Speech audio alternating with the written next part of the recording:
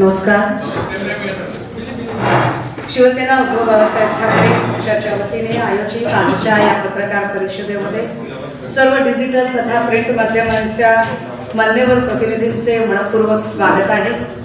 या पत्रकार परिषदेत माझ्या समवेत विदर्भ समन्वयक आयुष्यमान सुरेखी साखरे, जिल्हा प्रमुख देवेंद्रजी गोडबोले, पश्चिम विदर्भाच्या संघटिका आसावरीताई देशमुख, सुशीलाजी नायर आणि सगळे मान्यवर पदाधिकारी उपस्थित आहेत.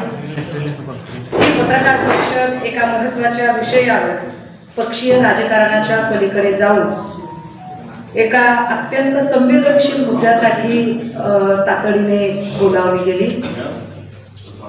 आपल्या सगळ्यांना याची कल्पना आहे की ज्या पद्धतीने एकूण राज्यभरात आणि देशभरातलं वातावरण चालू आहे, महिलांची जी हेळसांड होतीये, एकीकडे आमचे सन्माननीय पंतप्रधान मोदीजी असं सांगत आहेत की मोदी का परिवार है, मोदी की गॅरंटी है. मोदीजींचा परिवार कुठे आहे आम्हाला जरा त्याची उत्तरं हवी आहेत. कारण ॲथलेटिक्समध्ये खेळणाऱ्या, ऑलिम्पिकमध्ये खेळणाऱ्या ज्या मायबावल्यांनी या देशासाठी सुवर्णपदकं मिळवली आणि ज्यांनी भाजप खासदार ब्रिजभूषण यांच्यावर लैंगिक शोषणाचे आरोप केले, काय त्या मोदीजींच्या परिवारात येत नाहीत का? कारण त्यांना न्याय मिळालेला नाही. हाथरस, उन्नाव, कठुआ इथल्या ज्या पीडिता आहेत, काय त्या मोदीजींच्या परिवारामध्ये येत नाहीत का? त्यांनाही न्याय मिळालेला नाही. मी काल वर्ध्याच्या दौऱ्यावर होते, परवा दिवशी. तेव्हा वर्ध्याच्या दौऱ्यावर काही लोक भेटायला आले होते.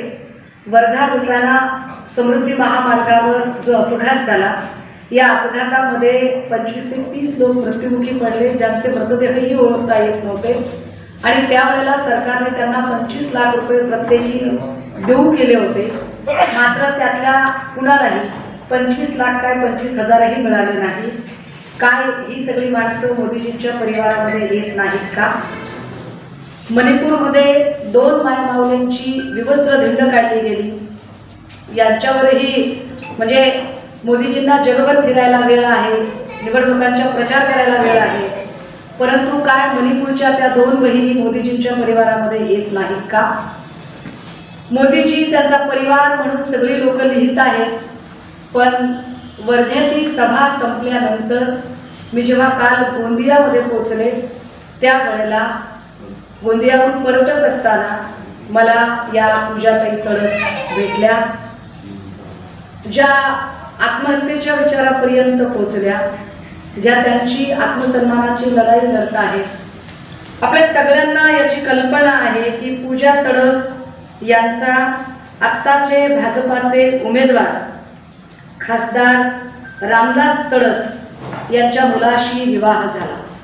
हा विवाह कोणत्या परिस्थितीत झाला याच्याही बातम्या आपणच सगळ्यांनी केल्या होत्या की कारवाई टाळण्यासाठी म्हणून खासदार साहेबांच्या सुपुत्राने तो विवाह केला.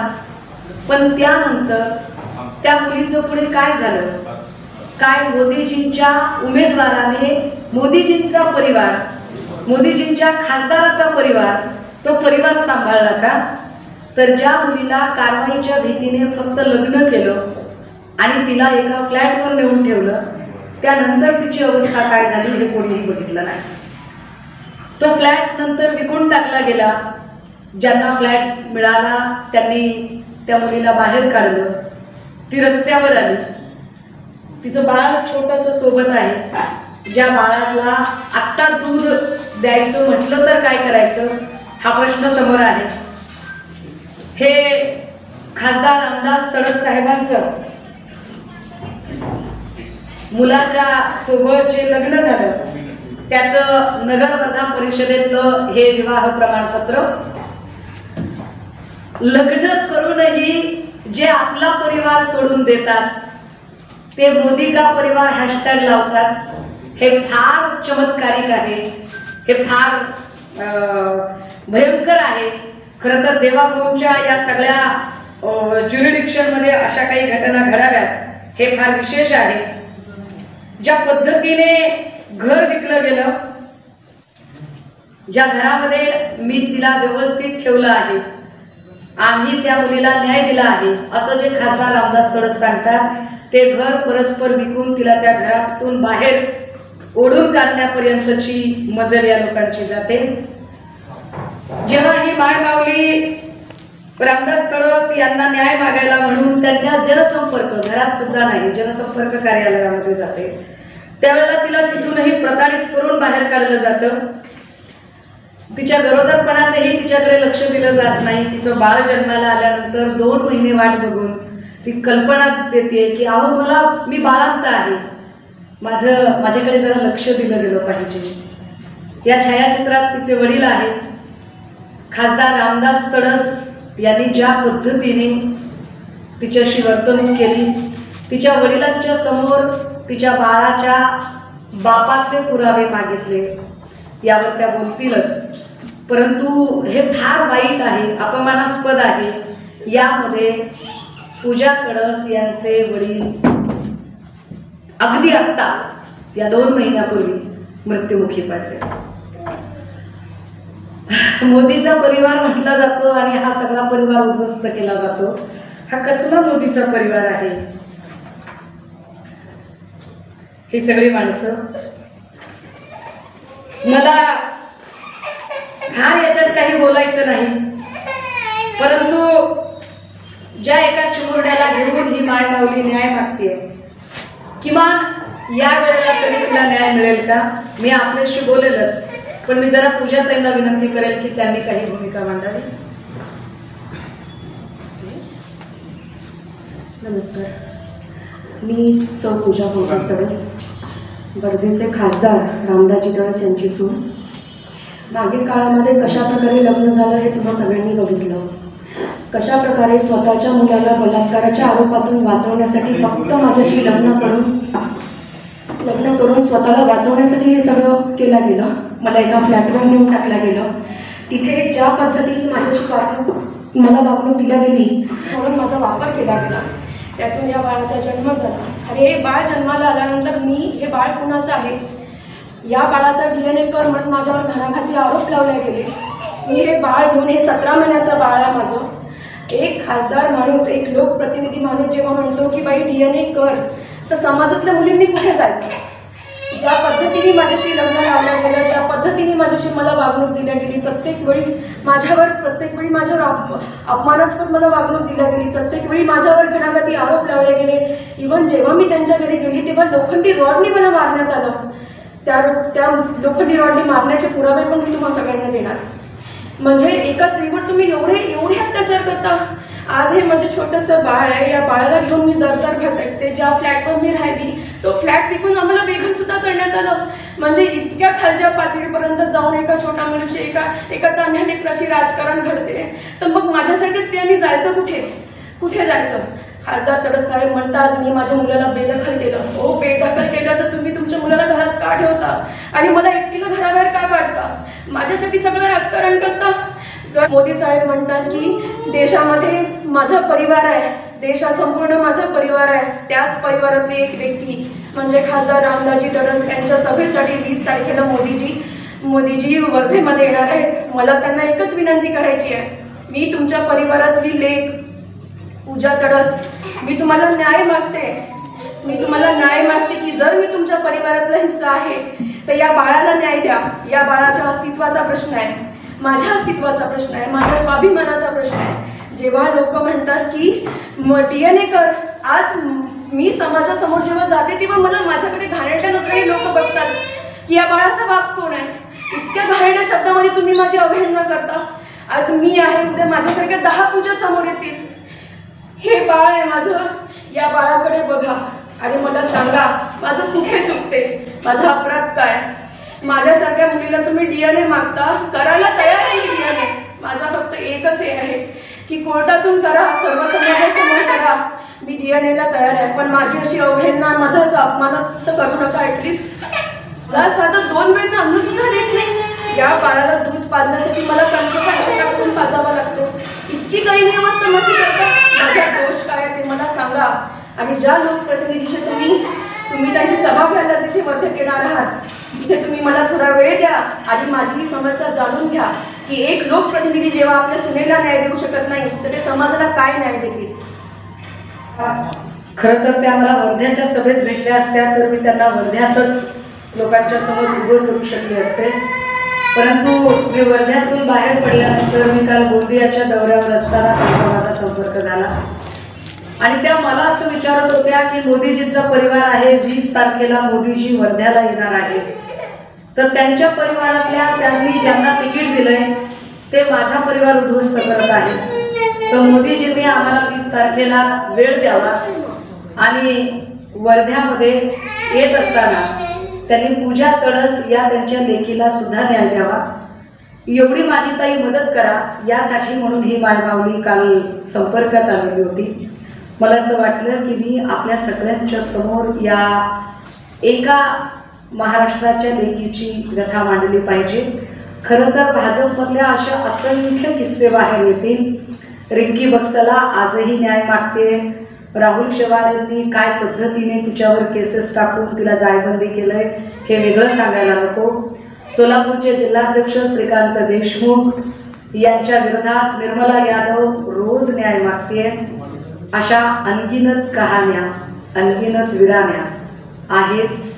आमची विनंती असेल मोदीजींना की एकीकडे प्रभू श्रीरामाचे आपण वारसदार, अनुयायी वगैरे म्हणवताय, तर प्रभू श्रीरामांचा एकवचनी एकपत्नी बाणा, प्रभू श्रीरामांचे विचार आम्ही स्वीकारले असं म्हणणाऱ्या भाजपमधल्या लोकांना त्यांनी शिकवायला हवे.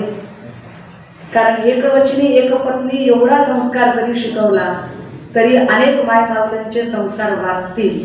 आणि 20 तारखेला ज्या पद्धतीने पूजा तडस यांनी मोदीजींना वेळ मागितला आहे, आपल्या सगळ्यांच्या साक्षीने पंतप्रधान महोदयांनी या एका लेकीची ही हाक आणि तिची फिर्याद ऐकण्यासाठी 20 तारखेला वर्ध्यामध्ये वेळ द्यावा ही अपेक्षा आहे.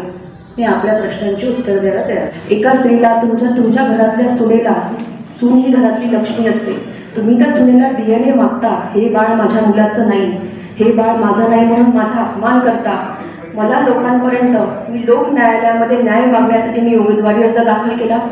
त्याच्यामध्ये अपक्ष राहून मी त्याच्यामध्ये नामांकन अर्ज दाखल केला आणि त्यातून समाजापर्यंत पोहोचण्याचा प्रयत्न केला. मी न्याय मागण्याचा प्रयत्न केला. आज माझ्या या अस्तित्वाच्या आणि स्वाभिमानाच्या लढाईमध्ये समाजासमोर उपस्थित राहून मी समाजाला फक्त एकच मागणं मागते की आज माझ्यावर ही अवस्था आहे, उद्या देशातल्या, उद्या समाजातल्या सर्व स्त्रिया एक दिवस न्याय मागायला येतील, तेव्हा तुम्ही या प्रश्नांची उत्तरं कशा प्रकारे द्याल? हाच माझा एक साधा आणि सरळ प्रश्न आहे समाजाला. सांगितलं की मला लोकांपर्यंत पोहोचायचं होतं, लोक माझं म्हणणं ऐकतील कसं, तो आवाज मोठा करण्यासाठी म्हणून मी तो नामांकन अर्ज दाखल केला की किमान मी उमेदवार म्हणून तरी माझ्या म्हणण्याला एक से प्राप्त होईल का, माझं म्हणणं पोहोचेल का, यासाठी तो उमेदवारी अर्ज त्यांनी दाखल केला. मी आधीच म्हटलं की पक्षीय राजकारणाच्या पलीकडे जाऊन एक महिला म्हणून जर त्या त्यांच्या न्यायाची आणि सन्मानाची लढाई लढत असतील तर मोदीचा परिवार म्हणणाऱ्या सगळ्यांनीही त्यांना समजून घेतलं पाहिजे. आणि बहीण म्हणून, एका बाईचं दुःख म्हणून, बाईपणाच्या वेदना म्हणून आणि मी स्वतः बाई म्हणून त्यांच्यासोबत उभं राहिलं पाहिजे. म्हणून आम्ही आज त्यांना इथे बोलावलं. मी ज्या अर्थी इथे आले त्या अर्थी एका बाईला बाईपणाच्या संवेदना समजूनच इथे आले. मी अगदी पत्रकार परिषद सुरू करताना पहिल्या वाक्यात बोलले की इथे पक्षीय राजकारणाच्या पलीकडे जाऊन फक्त एक परिवार उद्ध्वस्त होत आहे. तो परिवार मोदीजींच्या परिवारातला परिवार आहे आणि मोदीजींच्या परिवारासाठी मोदीजी जर 20 तारखेला ज्याने यांचा परिवार उद्ध्वस्त केला त्याच्या प्रचारासाठी म्हणून मोदीजी जर 20 तारखेला वर्ध्याला येत असतील तर मोदीजींनी आधी यांचा परिवार दुरुस्त आहे का ते बघितलं पाहिजे. ज्या रामदास तडस साहेबांच्या प्रचारासाठी ते येणार आहे, मुळात रामदास तडस साहेबांनी आपल्या परिवाराला न्याय दिला आहे का हे त्यांनी समजून घ्यावे. मग मोदी का परिवार हे वाक्य फार मोठं करत त्यांनी त्यांची भाषणबाजी करावी, इतकी साधी अपेक्षा आहे. की कृपया गट म्हणू नका, कारण हम किसी कागज के मोहताज नहीं है की इलेक्शन कमिशन किंवा कोणीतरी एक कागद दाखवेल आणि आम्ही त्याला गट समजू. आम्ही गट असतो ना तर आम्ही 4 जागा 8 जागांवरती समाधान मानलं असतं. आम्ही डुप्लिकेट असतो ना तर आम्ही दिल्लीला जाऊन मुजरे आणि हुजरे केले असते. परंतु वंदनीय बाबासाहेब जेव्हा होते तेव्हाही अटलजी असतील, अडवाणीजी असतील, मुंडे साहेब असतील, महाजनजी असतील, जागा वाटपाच्या चर्चेसाठी मातोश्रीवर वाटाघाटी करायला यायचे. मातोश्रीवरून कधी कुणी वाटाघाटी करण्यासाठी दिल्लीला गेलं नव्हतं. परंतु ज्यांची खरी शिवसेना म्हणून मोदीजींनी चंद्रपूरमध्ये भलावण केली ते शिंदे साहेब तेंबी नाक्याला राहतात. जागा वाटपासाठी अमित शाह किंवा नरेंद्र मोदीजी हे तेंबी नाक्यावर आले नाही तर तेंबी नाक्यावरच्या माणसाला मुजरे आणि हुजरे करायला दिल्लीला बोलावून घेतलं. यातनंच उत्तर स्पष्ट आहे. गट कुणाचा आहे, पक्ष कुणाचा आहे, पक्षप्रमुख कोण आहे. ताकदीने 21 जागा लढतोय आणि 21 जागा लढताना जर 13 निघून गेलेले असतील तर 13 पुन्हा निवडून आणण्याची धमक दाखवतोय आणि होय तेवढा निकाल आम्ही दाखवतो. त्याला 9 महिने 9 दिवस लागतात. दाबलं बटन आणि झालं बाळ होत नाही. रामदास तडस साहेबांनी जरा पातळी राखून बोलावं. एका महिलेच्या गरिमेबद्दल आणि तिच्या सन्मानाबद्दल बोलताना रामदास तडस यांनी जरा संवेदनशीलता दाखवावी. तुमच्याकडे ही म्हण आहे का नाही माहित नाही दादा, आमच्याकडे आहे बरं का. निनांद्याला 12 बुद्धे असतात. 12 बुद्धेतली एक कारण ते पुढे आणतात. प्रफुल्ल पटेल साहेब यांच्या 149 कोटीच्या जेव्हा त्यांच्याकडे विमान नागरी उड्डाण खातं होतं या खात्याशी संबंधित 149 कोटीच्या घोटाळ्याची फाईल अचानक का बंद झाली आणि त्याची क्लीन चिट कुणी दिली, ती क्लीन चिट देण्याची प्रोसेस नेमकी काय होती की ती प्रोसेसच पवार साहेबांपासून घड्याळ हिरावून घेण्याची होती का हे एकदा पटेल साहेबांनी सांगितलं पाहिजे. खरं तर ही उमेदवारी रद्द केली पाहिजे. ती इलेक्शन कमिशनने रद्द करण्यापेक्षा मोदी का परिवार और अगर सभी लोग मोदी के परिवार के लोग हैं तो मोदी जी ने परिवार प्रमुख के तहत स्वयं यह निर्णय लेना चाहिए कि हम उनको प्रत्याशी के रूप में खड़ा नहीं करेंगे. हा न्याय खरं तर मोदीजींनी आधी दिला पाहिजे कारण ते परिवार प्रमुख आहेत. परिवार ही संकल्पना त्यांनी आणलेली आहे. हा भाग वेगळा की जशोदा काकींच्या सोबतचं नातंच ते नाकारतात तर बाकीच्यांचं काय सोडून द्या, आम्हाला त्यावर जायचं नाहीये. परंतु मला असं वाटतं की तडसांची उमेदवारी ही नैतिकता म्हणून, नीतिमत्ता म्हणून, योग्य अयोग्य आणि सत्सद म्हणून मोदीजींनी मुळात ती उमेदवारी रद्द केली पाहिजे. राहिला प्रश्न इलेक्शन कमिशनचा तर हरकत नाही दादा. स्वायत्त यंत्रणांवर दबाव आहे हे वेगळं सांगायची गरज नाही. पण तुम्ही म्हणताय म्हणून आपण अजून एकदा अपेक्षा करूया. आणि पीडितेला तसं वाटतं का की त्यांच्या सासऱ्यांची उमेदवारी रद्द व्हावी जे त्यांच्यावरती अन्याय करतायत हे पण महत्त्वाचं आहे. तर तुम्ही त्यांच्या उमेदवारी रद्द करण्याच्या संदर्भात मागणी करत आहात का? मी माझ्यावर होणाऱ्या अत्याचाराविरोधात ही लढाई लढत आहे. मी कोणाची उमेदवारी रद्द करा किंवा मी कोणाची उमेदवारी ठेवा किंवा यांना सीट द्या मी असं कुठेही काहीही बोललेली आहे. मी स्त्री स्वाभिमानाची मी लढाई लढत आहे आणि त्या स्वाभिमानासाठी मी एवढी झटत आहे. जवळजवळ 2-2.5 वर्ष झाले. बाळ 17 महिन्याचं आहे. कुठेतरी मला न्याय मिळावा. आणि जर ते म्हणतात की वुमन एम्पॉवरमेंट तर तुम्ही आधी घरातल्या स्त्रियांना न्याय द्या, त्यानंतर तुम्ही समाजातल्या स्त्रियांपर्यंत पोहोचा. बस माझं एक छोटी. या उत्तरावरून अजून एक गोष्ट स्पष्ट होते की इथे पक्षीय राजकारणाचा विषय नाही. इथे परिवार, मोदीजींचा परिवार मोदीजी वाचवणार आहेत का, त्या परिवारातल्या एका लेकीला ते न्याय देतील का? 20 तारखेला वर्ध्याला आल्यावर मोदीजींनी हा परिवारातला तंटा सोडवावा आणि त्या लेकीला न्याय द्यावा. मग त्यांनी बाकीची भाषणबाजी आणि प्रचार फेरी करावी. पद्धतीने सुधीर मुनगंटीवारांनी वक्तव्य केली.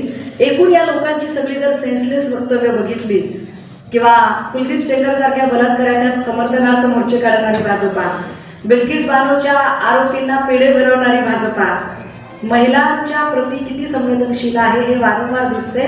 आणि एक मात्र नक्की, सुधीर मुनगंटीवारांची उमेदवारी रद्द करावी ही मागणी आम्ही ठामपणे करतो. ताई, मला एक प्रश्न करायचा आहे. नुकतंच एक जे राजू पारवे आहेत उमेदवार राजू परवे यांनी एका विधवा मुस्लिम महिलेचा भूखंड हडप केलेला आहे. या संदर्भात आपण काय सांगू शकाल? आणि त्याच्यात पूर्ण त्यांच्या फॅमिली मेंबर्सची नाव आहेत आणि ही पत्रकार परिषद झाली. पर्यंत पोहोचता येतं का, न्याय देता येतो का, हे जास्त माझ्यासाठी महत्त्वाचं आहे. पण हेही जास्त महत्त्वाचे की एवढ्या सगळ्या घटना नागपूर आणि नागपूर भागात घडतात. गृहमंत्र्यांच्या एरियामध्ये एवढ्या सगळ्या घटना घडतात आणि गृहमंत्र्यांना या सगळ्या गोष्टींचा पत्ताच लागत नाही. हे देवाभाऊंचं अपयश आहे, हे पुन्हा एकदा अधोरेखित केलं पाहिजे.